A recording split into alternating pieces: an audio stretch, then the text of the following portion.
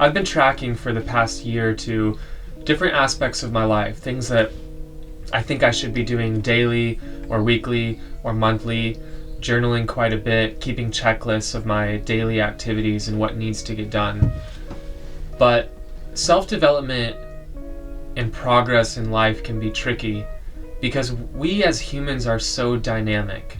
It's very difficult to determine whether or not I'm defeating my own goals when they change, or whether I'm continuously giving up and thus lacking self-discipline. So here's an example. At the beginning of a month, I'll say, you know what, it would really benefit me to meditate every single day. So I'm going to create a log that says every day that I meditate and every day that I don't. And my goal is to meditate every single day. And what happens is 2.5 weeks into that month, I start getting busy with something else that seems to occupy more of my time. And these X's that I've been so diligently crossing off for most of January suddenly become weeks and more worth of these black blocks that show I haven't committed myself and invested in myself during these days. So then I look at this and I wonder, am I letting myself down by not completing the task that I thought I wanted 2.5 weeks ago? Is that a true lack of self-discipline and in some aspect is a negative quality, a negative attribute about myself? On the other hand, have I learned about myself in the past 2.5 weeks that has led me to the conclusion that this idea of me 2.5 weeks ago that thought I needed to meditate every single day actually just didn't really consider that given these certain set of events and circumstances, I wouldn't need to or want to meditate every single day. And this has been a continuous struggle of some sort throughout the majority of my adult life. Where does the line exist between self-discipline and self-deprecation? Where does the line exist between failing our goals and reworking the strategy that is benefiting us at the time? And really what this comes down to is, how does the now fit into the whole? How does this one moment now where I'm thinking, well, today I don't need to meditate, affecting the weeks before where every one of those days I thought that I was contributing to this piece of the whole puzzle? In addition to meditating, one sort of New Year's resolution that I had determined was important to me prior to January is sharing a video every week. And I don't have any idea what that means, what kind of videos those are, whether they're music videos or vlogs, or even just talking heads like this where I'm talking about something that's been on my mind recently. But I have tried to post something every week, and I've been experimenting with these different styles of music videos and vlogs just so that I can put the time in to figure out if this is going somewhere and what I want to do.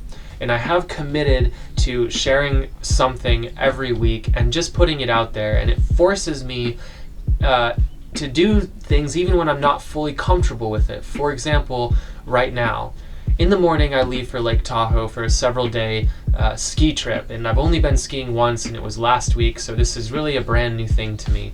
And I've been racking my brain about what's the video that I post about this trip to Tahoe. Is it a travel vlog, or do I talk about philosophy? Do I just stay behind the camera and not even, have my voice in it at all, or my face? And I honestly have no idea.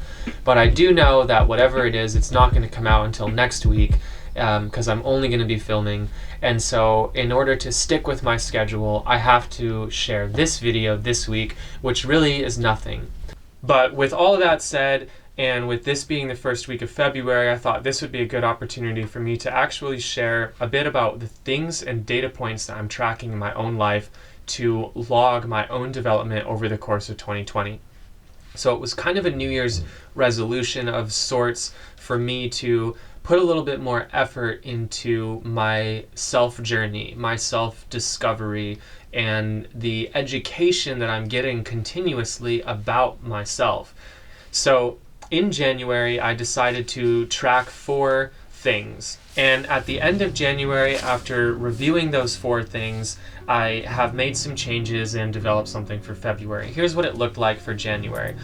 I tried to get 15 minutes of physical exercise every day. I put a cross on days I was successful and a block on days that I was not successful. And overall, I'm relatively proud of myself.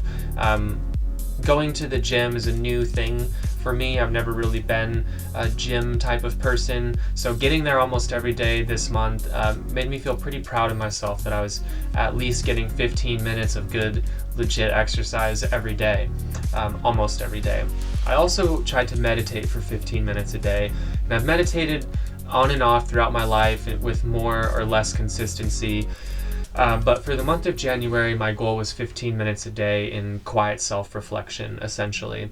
And I was successful for the first several weeks, and then things kind of took a turn for the worst as I deprioritized this aspect of my life in favor of other elements.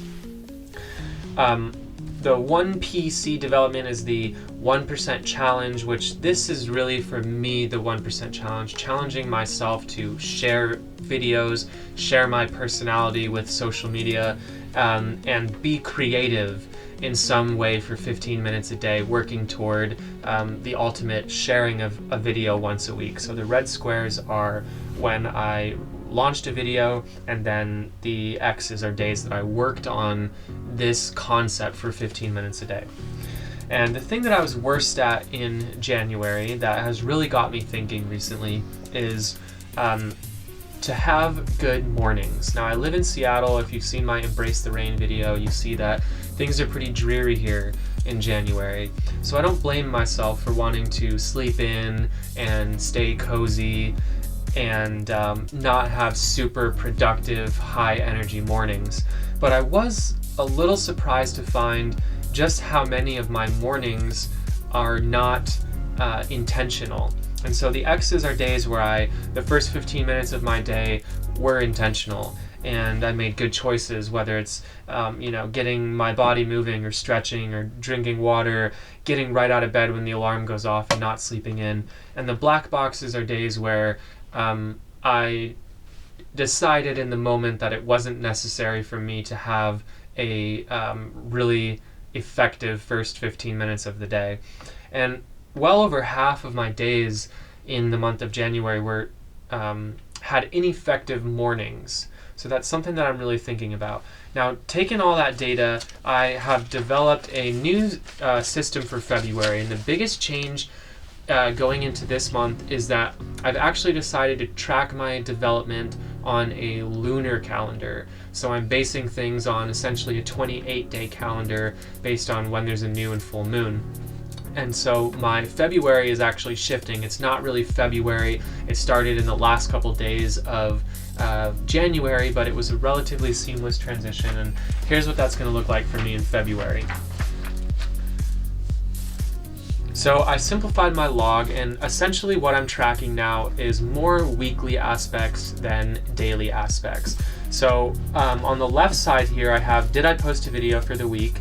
Did I go to one class at my gym? It's a 1 hour workout. There's a bunch of them that I can choose from. And then did I do 3 1-hour workouts? And my 15-minute daily workouts seemed to be kind of inefficient, because by the time I got into the gym and changed my clothes and added up showering afterward and drying my hair and getting ready, the 15 minutes of workout turned into well over an hour of time.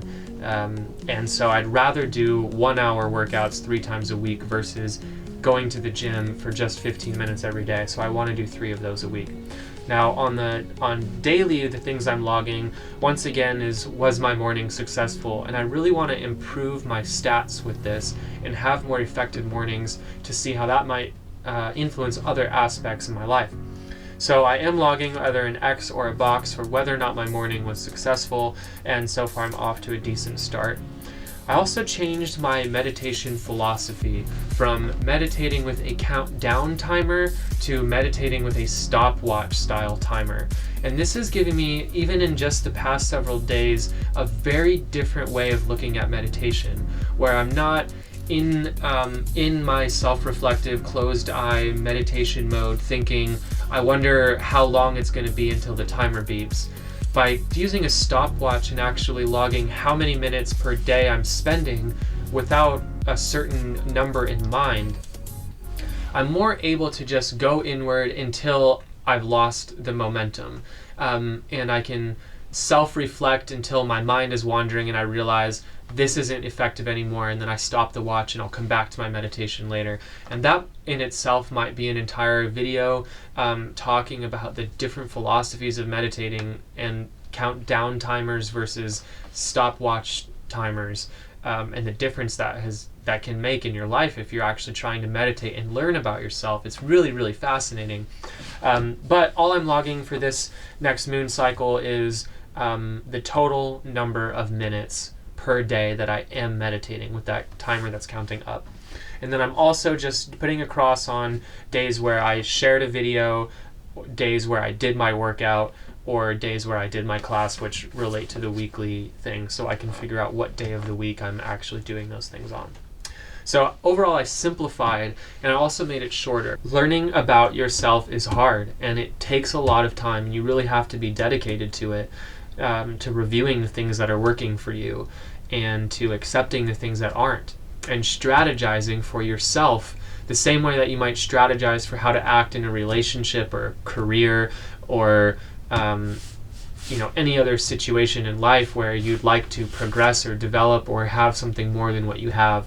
Self-development is the trickiest and also the most fun, and this is just the beginning of my journaling of how all of that is unfolding. So thanks for watching this, and I will keep you posted on next week's video. So